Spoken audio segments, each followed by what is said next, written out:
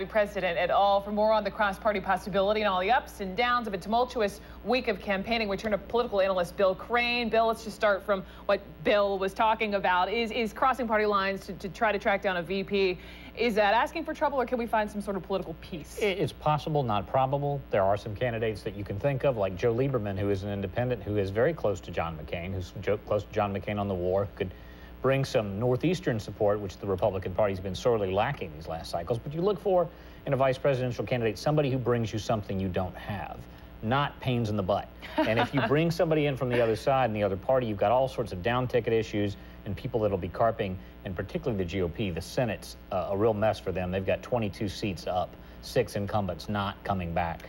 It's a tough time for them. Let's talk GOP. Presumptive nominee John McCain having a nice little soiree Memorial Day weekend here in the States, hosting a couple of potential vice presidents. Just come on over and have a hamburger barbecue, and hot dog, right? Yeah. I'm thinking it's not exactly just for barbecue. We have the Florida governor, Charlie Crist, Louisiana governor, Bobby Jindal, and former presidential hopeful Mitt Romney.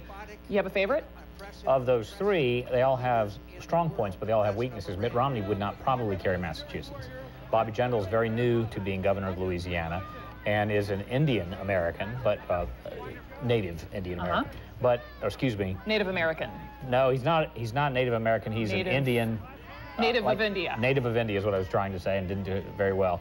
And the third, Charlie Crist, was critical to the senator's victory by endorsing and pulling in Florida, but he's got his own budget crisis and things there that would cause me to think he'll stay in Florida. So maybe not a favorite.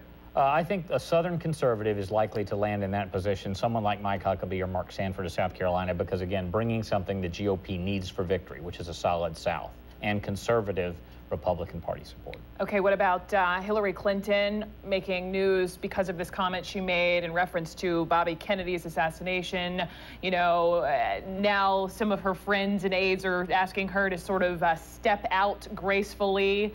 Given what's happened recently, recent comments that she's now regretting, can she step out gracefully, and how does she do that? I think that after the final votes are in on June the 3rd, that there has to be a very quick decision made on June the 4th about getting out and endorsing Barack Obama's candidacy. There is no mathematic way, unless every superdelegate out there supports Hillary Clinton, that she can become the nominee at this point.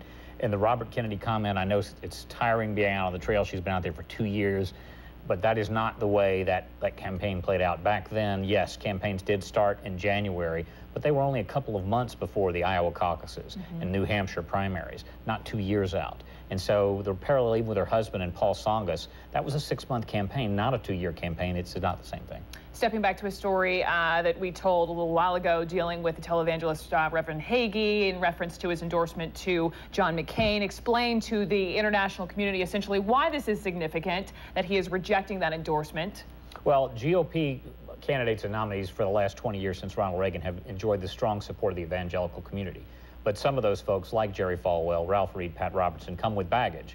And John McCain's setting a precedent, unlike what Barack Obama did with the Reverend Jeremiah Wright, and basically welcomed him.